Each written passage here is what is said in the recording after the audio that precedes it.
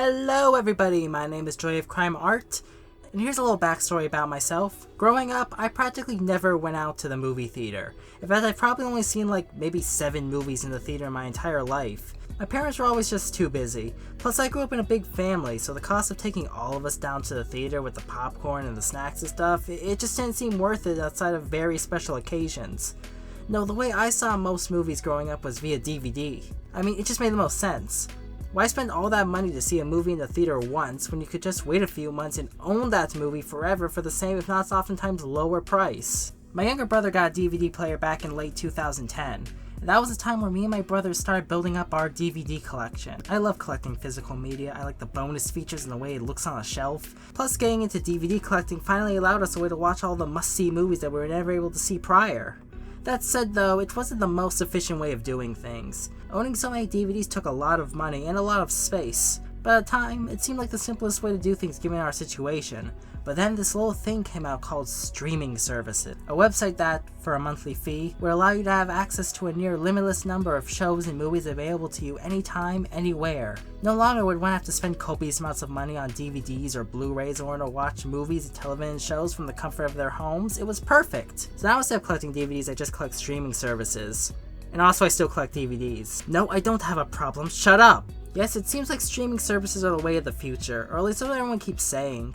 And I can't pretend like I don't see the appeal. The ability to have so many options in terms of entertainment you can watch all from the comfort and convenience of your own home is incredible. Pretty much any show you could want to watch is available legally to stream somewhere, and that was almost unimaginable just a decade ago.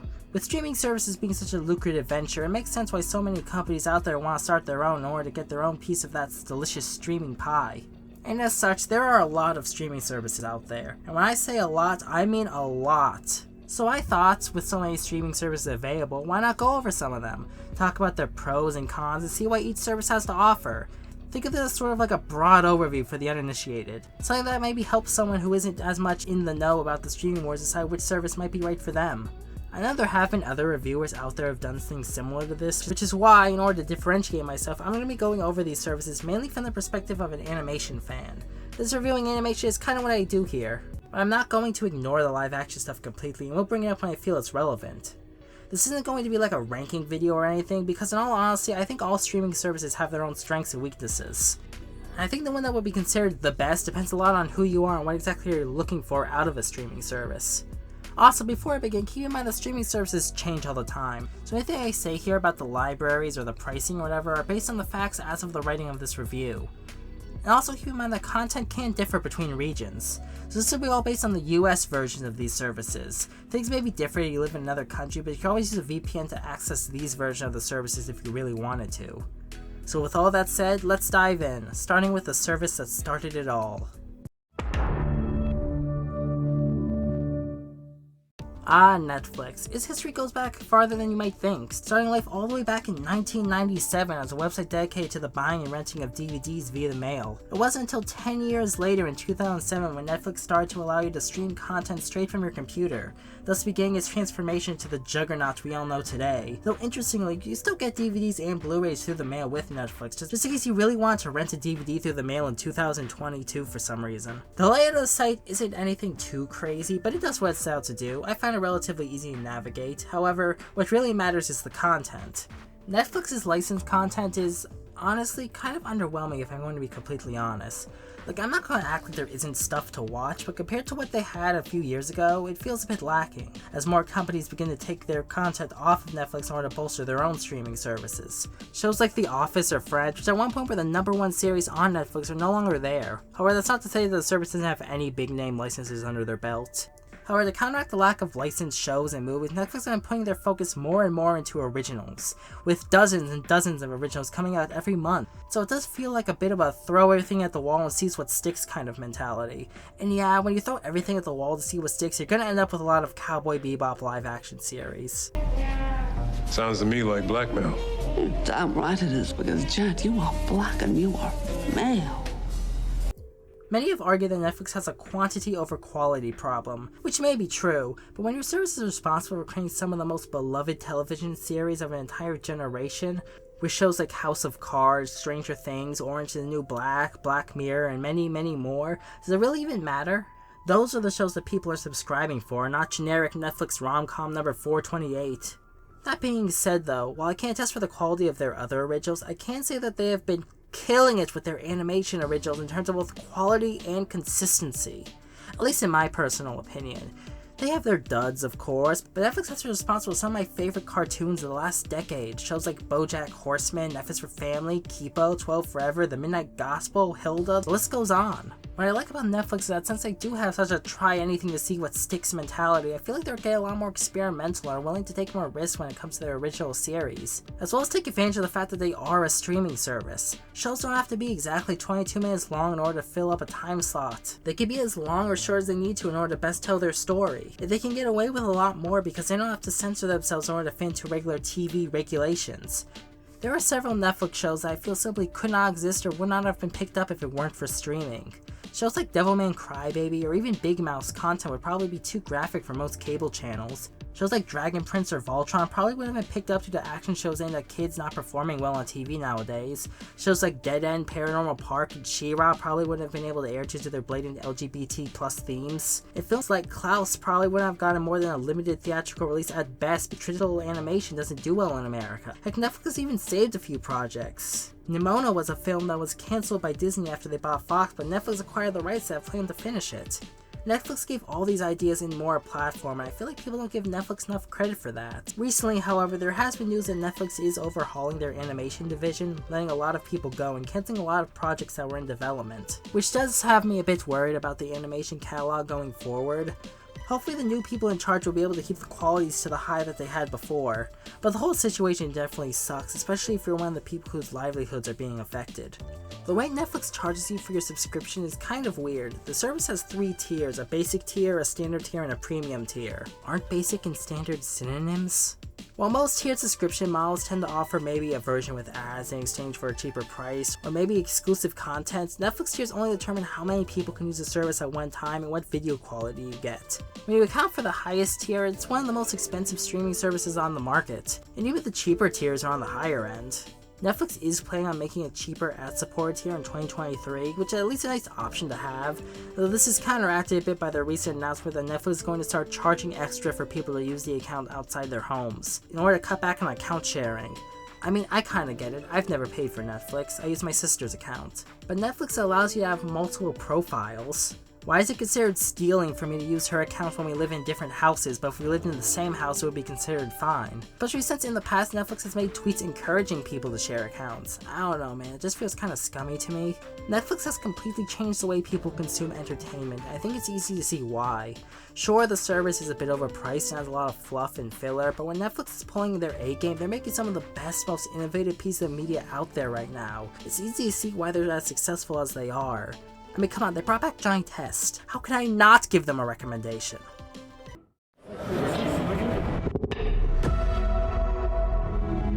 Next we have Hulu, the middle child I often forget exists of the streaming wars, which is a bit unfair because honestly Hulu is a pretty good service.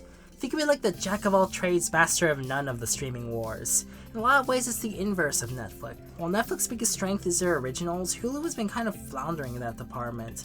Outside of The Handmaid's Tale, it doesn't seem like Hulu really has that many big hits. They have done a bit better in the animation department though. They have Solar Opposites, the Animaniacs reboot, they bring back Futurama. Still not too many standout originals, at least compared to the competition. Not helping Hulu is the film library, which has always seemed a bit small compared to some of the other streaming services on this list. However, where Hulu shines the most is through their back catalog of shows. Since 2/3 of Hulu is owned by Disney, Hulu has become a place for Disney to put all their content that wouldn't really fit on Disney+. One of their biggest draws is the Fox library. From live action shows like It's Always Sunny to cartoons like Family Guy, American Dad, Bob's Burgers, Archer, and so on.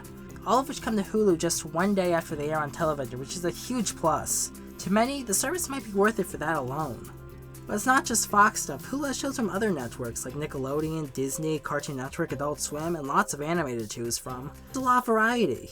That said though, they only have a select title from these channels, so don't expect to find everything. That's what I mean when I say jack of all trades, master of none. However, it should be noted that as time goes on, it seems as if they're losing more and more of these shows as networks begin to focus more on their own services. which does leave me a bit concerned about where Hulu might be in a few years down the line when all of their current contracts expire. They even have options to throw in live cable channels with your subscription, as well as add-ons like Starz, Cinemax, and Showtime for an added premium, in case you just really wanted to be able to stream our cartoon president. Of course, once you start adding those features on, the price can start to go up exponentially, but it's cool how Hulu really does allow you to customize your experience to fit your preferences.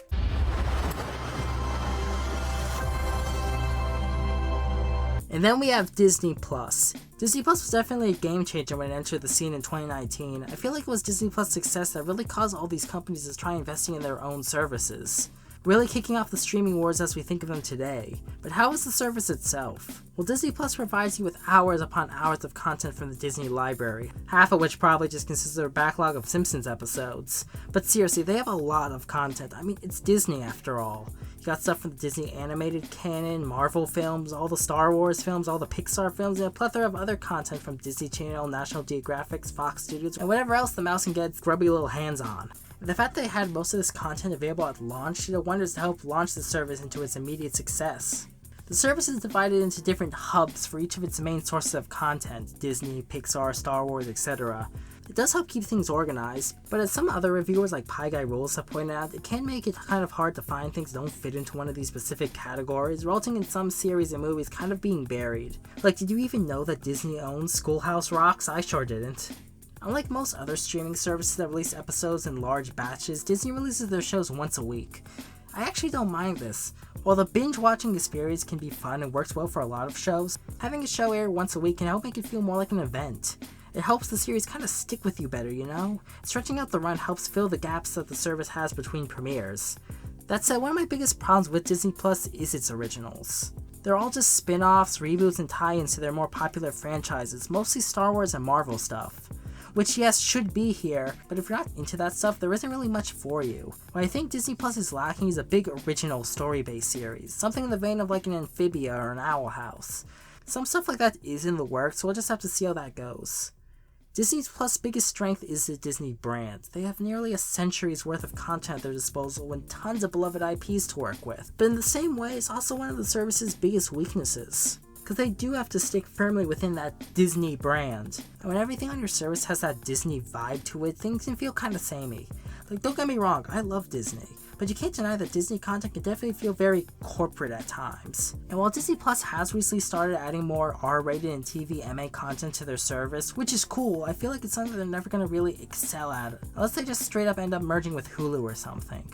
I don't really expect things like adult animation, horror movies, dramas, or anime ever having much of a major presence on Disney Plus, which is a bit limiting. But who am I kidding? It's still Disney at the end of the day, and Disney has tons of amazing content, making Disney Plus a great service to get, especially if you're into animation or have kids. And hey, you can even bundle Hulu, Disney Plus, and ESPN Plus together for a better value, which does help a lot with the issue of variety. HBO Max. Discovery and Time Warner's attempt to break into the streaming game by basically looking at what Disney Plus did and saying, "What if it was purple?"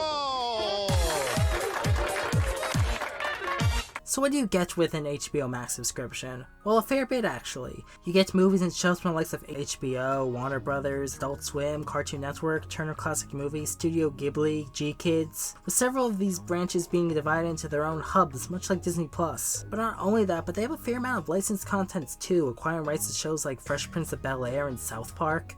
They have a deal with Fox that extends till 2022, getting Fox films on their service the same day they land on Hulu and Disney Plus. I've even seen DreamWorks and Nickelodeon movies on here. And just like Hulu with their Fox shows, series from HBO, Cartoon Network, and Adult Swim have new episodes premiere on HBO Max just one day after they air on TV, which is a really nice touch. One of the only exceptions to this rule is Rick and Morty, however, due to a prior contract with Hulu, which kinda stinks that the rule applies for all Adult Swim shows, except for the one that the most amount of people probably care about. HBO Max also does a lot of really fun things that don't really have a purpose, but are just kinda neat, like podcasts, videos I can only describe as officially sanctioned lo-fi hip-hop beat videos. It's stupid, but it's so quirky and pointless I can't help but like it. While shows on Netflix and Hulu premiere in batches and shows on Disney Plus are released weekly, HBO Max actually does both depending on the series, which I think is really smart, as some shows work better with the binge model while other shows work better week to week. So HBO Max can make the decision on how to release the series depending on which method suits the series best, which I think is awesome. Overall, I think HBO Max has a really good selection. Like, when I look through a lot of these other streaming services, while they have plenty of great offerings, there tend to also be a lot of filler. Well, there's obviously some of that here. I feel like HBO Max actually has a lot of films and series that people actually care about. A perfect balance of quality and quantity. And then they just had to go and screw it all up! So for those who aren't in the know, HBO Max started when AT&T decided to buy Warner Media in an attempt to get into the entertainment market. They took on massive debt in order to make HBO Max a reality, in the hopes that in the long run it would pay off for them. Unfortunately though, AT&T got tired of waiting and decided to sell Warner Media to Discovery in exchange for Discovery taking on all their debt. And that debt has to be paid off somehow, resulting in content, even content that were Max originals, being removed from the service in order to save money on residuals. Some of HBO Max's best originals, like Infinity Train or Close Enough, aren't on the service anymore. If you want to watch them, you have to buy them on Amazon or iTunes. Look, I'm not the CEO of a multi-billion-dollar media empire, so who am I to judge? But it just feels like a bad decision. Like, isn't the whole point of getting a streaming service to have all the content you want, whenever you want it, anytime? What's the incentive of getting HBO Max if you still have to purchase the content you really want anyway, because you have no way of knowing if said content is still going to be on the service later down the line?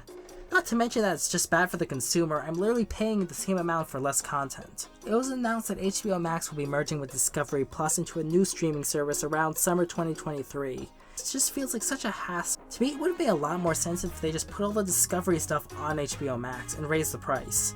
I know HBO Max is already expensive compared to other services, but I'd rather have to pay an extra $5 or $10 a month and constantly have to worry if my favorite series on HBO Max are still going to be there or not.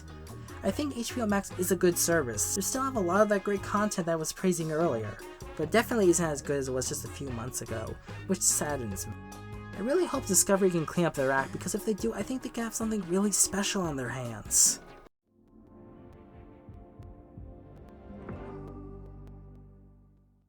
Next we have Amazon Prime Video, your one-stop shop for when HBO Max removes all your favorite series.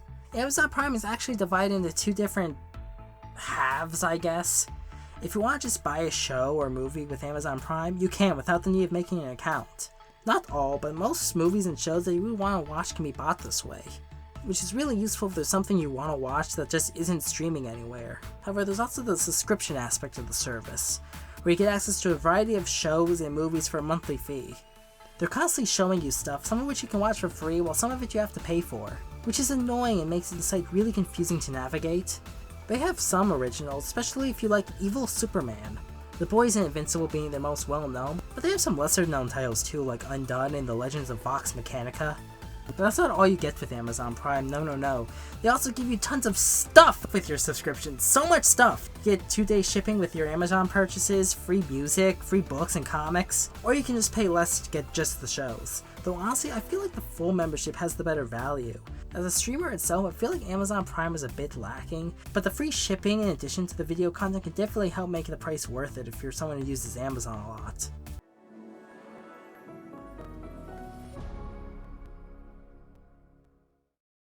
Paramount Plus, formerly known as CBS All Access, is Paramount's attempt to enter the streaming scene. I know it's a bit of a tangent, but I hate it when a streaming service just takes the name of the company that owns it and adds a plus sign to the end. It's so lame and uncreative. I mean, do these companies really think that the reason Disney Plus was a success was because of the plus sign? Anyway, back on topic, Paramount Plus offers you content from CBS, Nickelodeon, Comedy Central, MTV, the Smithsonian Channel, BET, all divided into different hubs. Because that's just what you do at this point. If you don't have hubs, then you're a nobody. Paramount Plus has a small library of movies to choose from. They have some big names like Indiana Jones, The Godfather, the Sonic the Hedgehog movies, 3 equally high quality franchises I know. But beyond that, their selection is kinda small, but like Hulu, it's more of a TV-centric service. Classic sitcoms like I Love Lucy and The Brave Bunch to the entirety of the Star Trek library, for example. While Paramount doesn't own as many well-known brands as some of the other services out there do, you can tell that they're trying to make the most of what they got. Take their Nickelodeon hub for instance. Most shows from Nickelodeon and Nick Jr. are on there. Even the really old and obscure ones. Compare that to HBO Max or Disney Plus, who, while still having a lot of their classic libraries, are still missing a lot of key titles. Though Paramount Plus isn't completely immune from this either though, mostly due to pre-existing licensing deals. I mean, the Comedy Central hub doesn't even have South Park, just a South Park made for Paramount Plus specials, which really just made it a legal loophole to give Paramount Plus a way to have some South Park content while HBO Max go the streaming race to the series.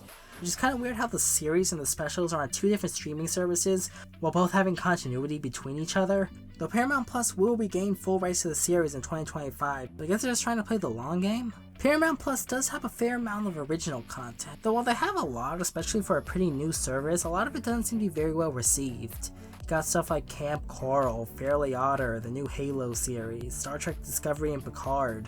Then again though, they also have the Beavis and Butthead revival that people seem to really like. I've heard some good things about Star Trek Lower Decks and Prodigy, so maybe they just need some time to find their footing. Paramount Plus is sort of a mixed bag, but I think there's enough on the service to attract a certain subset of people, and I think Paramount Plus knows this. That's why their service is a fair bit cheaper than a lot of their competition. They know that they have less stuff, so they can't ask for $15 a month like Netflix and HBO Max can. But for $5 or $10, I think many would find value. And if you're a huge Star Trek or Nickelodeon fan, then this service is a must-have for you.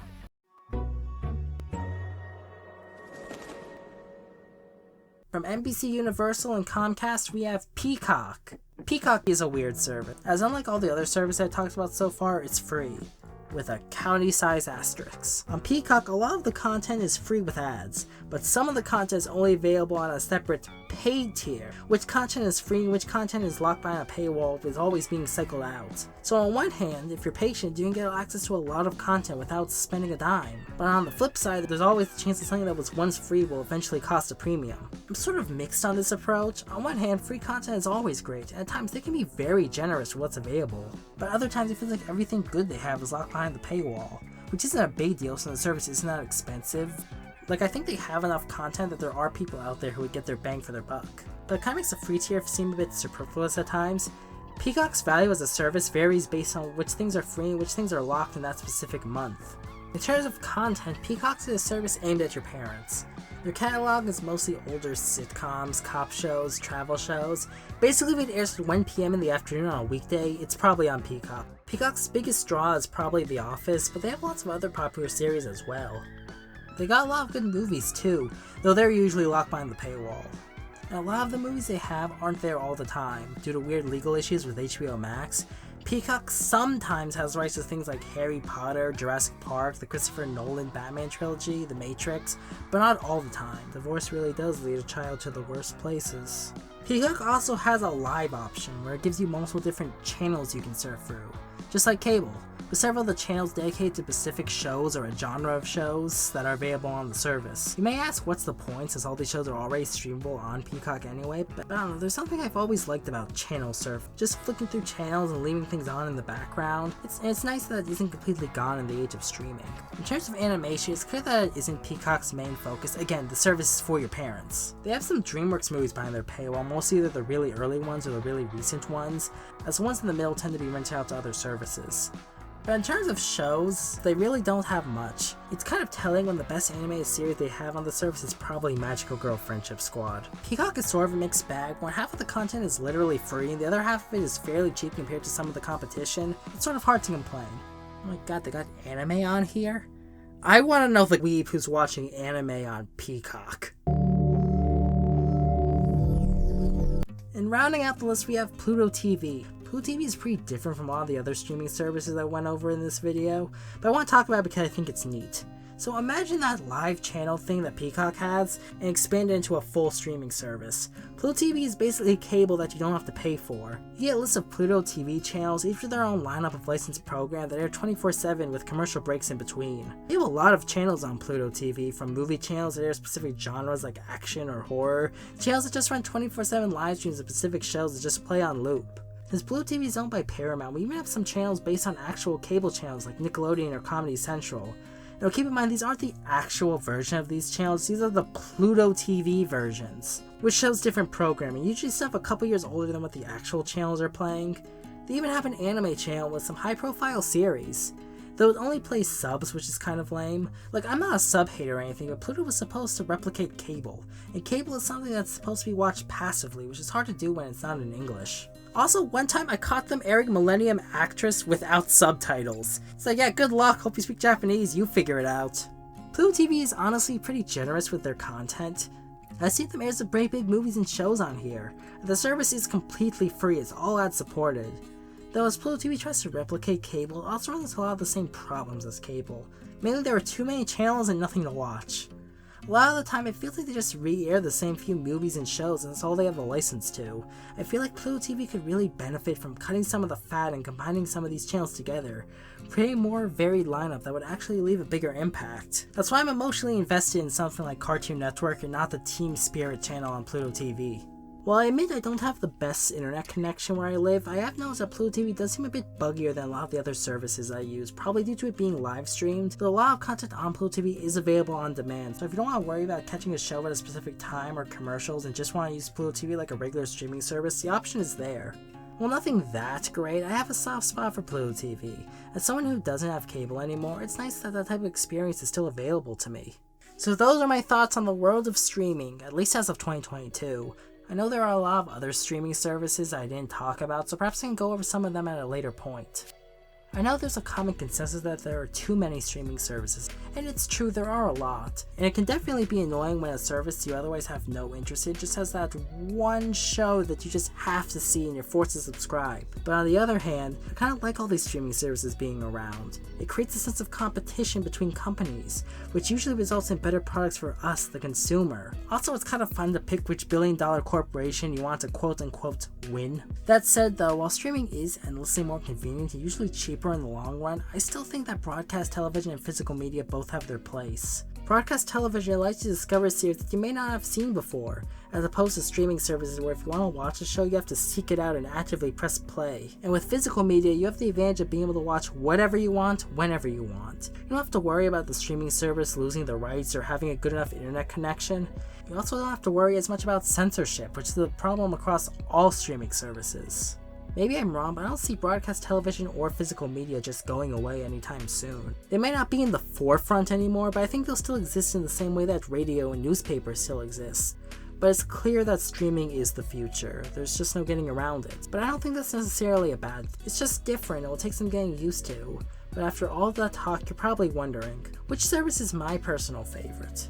Well, no need to keep you in suspense any longer. If I had to pick the best streaming service as a whole, it would have to be Oaxis. Oaxis is the best streaming service without a doubt, providing us with hours and hours of wholesome Christian content as well as being the first streaming service able to cure autism. I know many people were skeptical because Butch Hartman hasn't said much about the service since it got funded back in 2018, but you have to understand, you can't rush art.